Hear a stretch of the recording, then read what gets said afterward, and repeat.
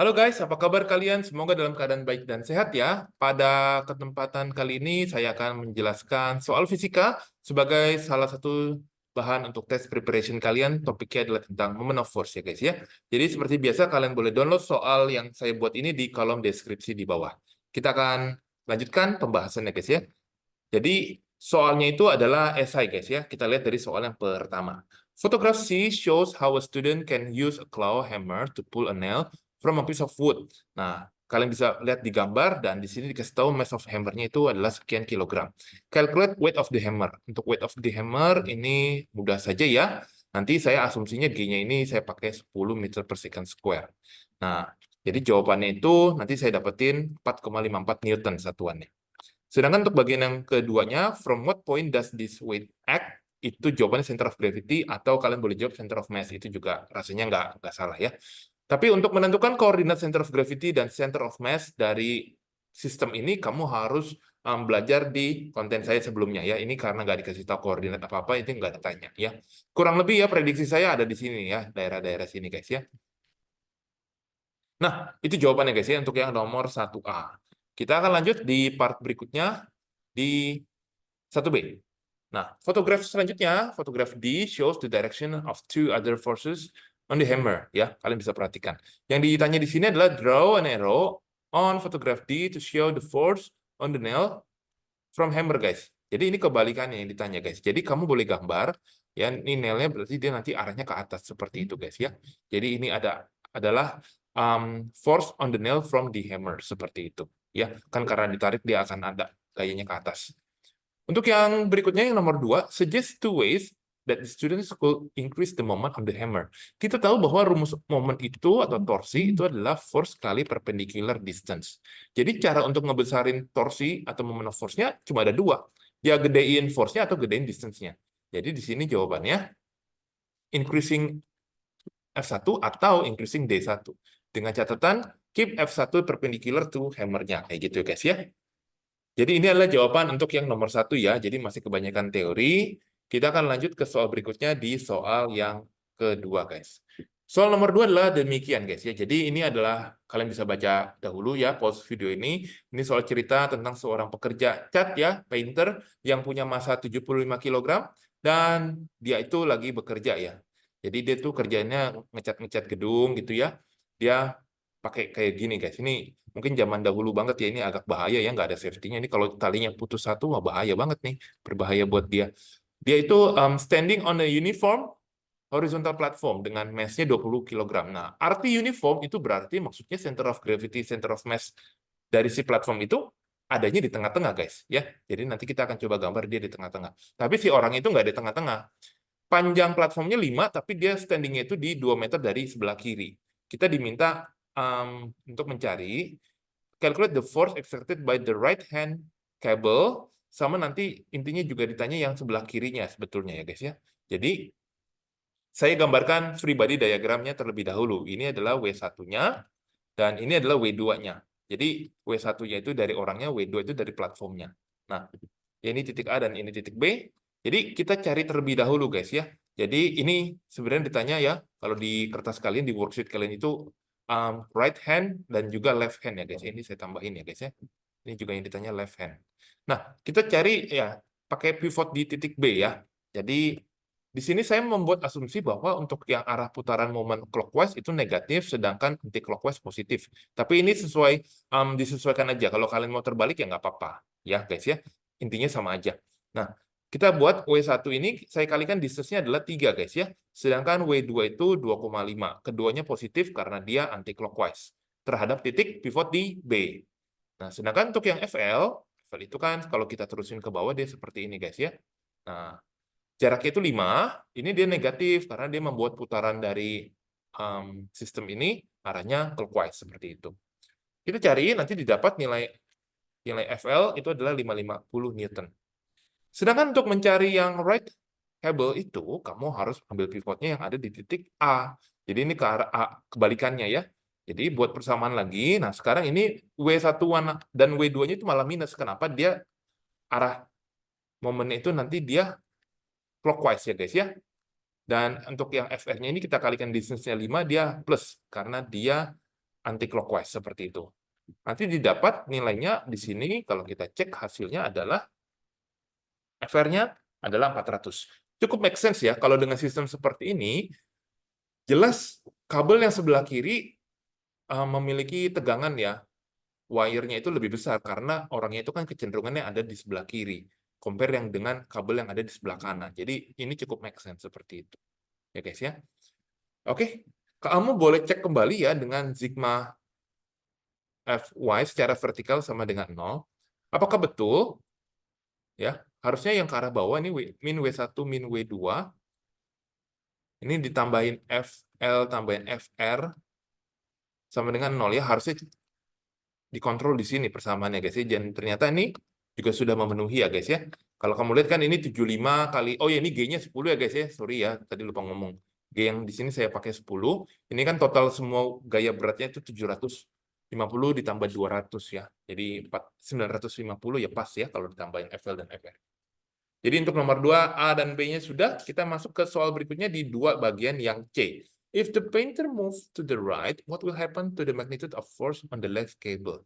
Logikanya gimana guys? Kalau dia gerakannya ke kanan, ini dia ngecat sambil geser-geser ke kanan, berarti kabel yang ada di sebelah kiri itu nanti magnitude force-nya maksudnya nilai force-nya gimana? Awalnya kan, kalau kamu cek, awalnya kan 550. Kalau sekarang dia geser makin lama makin ke kanan, lebih besar atau lebih kecil? Jelas secara logika lebih kecil, nggak mungkin stay the same dan nggak mungkin increasing ya guys ya, karena dia kan digeser ke kanan, kecuali dia geser ke kiri pasti increasing seperti itu guys ya. Cukup jelas ya logikanya ya. Kita akan lanjut ke soal berikutnya biar agak cepat di soal nomor 3. Soal nomor ketiga ini yang perlu kalian notice pertama kali adalah asumsinya. Assumption-nya itu saya berbuat berbeda guys ya, clockwise plus anti clockwise dia minus ya. Ini tergantung kembali lagi ke guru kalian. Silakan yang penting kalian paham ya. Itu cuma arah dari momennya aja. Yang pertama saya sudah bantu gambarkan free body diagramnya, hanya tensionnya aja yang kita perlu urai guys ya. Jadi tensionnya ini kita urai ya. Jadi seperti ini guys ya. Yang ke arah sumbu horizontal itu T-cos, yang ke arah vertikal T-sin. T-nya yang ini aslinya saya buang ya biar nggak bingung. Jadi kemudian ini saya ambil ya beberapa titik ya, ini titik A, titik B. Nah, kita kan ditanya tensionnya. Tensionnya itu yang kita harus cari. Berarti kita ambil pivot di titik B guys ya. Kita ambil titik di B sebagai pivotnya. Kemudian biasanya di konten saya sebelumnya saya pakai tabel, tapi saya anggap kalian sudah bisa. Jadi saya langsung membuat persamaannya guys ya. Jadi untuk yang W1 ini, kenapa dikalikan 4? Karena ini distance-nya adalah 4 guys. Ini kan panjangnya kan 8 meter, jadi uniform, equilibrium ya. Dia uniform, kita anggap uniform, jadi 4, 4. W1 kali 4, W2 kali 8 guys ya, distance-nya. Untuk yang T sin 37 dikalikan 8 ya. Kenapa yang Fx dan T cos 37 tidak ada di persamaan? Fy juga tidak ada di persamaan. Karena ketiga gaya itu, Fy, Fx, dan T cos 37, semuanya jaraknya adalah 0. Distance-nya itu 0. Jadi momennya itu 0. Tidak akan berpengaruh. Ya, kamu tinggal cari-cari, hitung, nanti didapat tensinya adalah sekian. Please dikoreksi misalkan kalau saya ada yang salah hitung guys ya. Kemudian setelah menggunakan rumus sigma torsi, kamu harus menggunakan sigma Fx sama dengan 0 dan nanti didapat demikian. Juga sigma Fy sama dengan 0. Nah, nanti didapat ya hasil untuk ini ya, force komponen horizontal dan vertikal komponen yang ada di bagian angle-nya di poin B seperti itu guys ya. Ini adalah jawaban untuk nomor yang ketiga guys. Kita akan lanjut ke soal berikutnya. Soal yang keempat, guys. Soal nomor keempat adalah demikian. Kalian bisa perhatikan ya, lagi-lagi assumption dari moment of force-nya. Seperti ini, guys. Ya, kalau assumption atas bawah biasanya pada umumnya sih kalau ke atas plus gitu ya.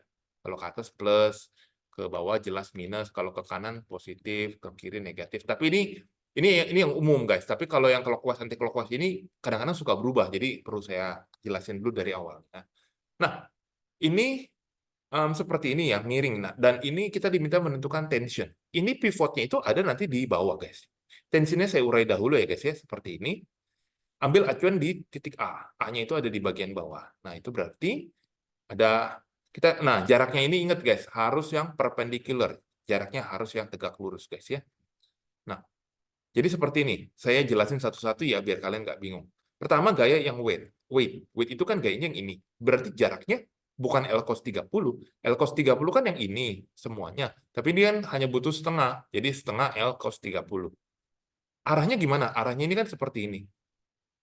Jadi nanti dia ambilnya yang clockwise positif ya. Kemudian T cos 75. T cos 75 yang ini. Jaraknya itu yang ini, guys. Ini kan kalau dilurusin seperti ini. Nah, ini jaraknya. Ini berarti ambil yang L sin 30, guys ya. L sin 30. Ini adalah L sin 30. Jadi trigonometri kalian harus lancar nih. Kemudian untuk yang ini T sin 75, ini L cos 30 semuanya, tapi dia ininya minus. Kenapa? Karena dia bagian T sin 75 ini membuat batangnya itu sistemnya akan berputar anti-clockwise. Kalian tinggal hitung, nanti akan didapat hasilnya adalah sekian, guys. Tensinya adalah 1530 Newton, ya, guys. Oke, kita akan sampai ke soal terakhir di soal nomor yang kelima, guys. Soal nomor 5 ini adalah demikian. Sebuah tangga 10 meter dengan massa 10 kg ini senderan ya, leans against the frictionless wall. Frictionless ini penting nih, guys ya.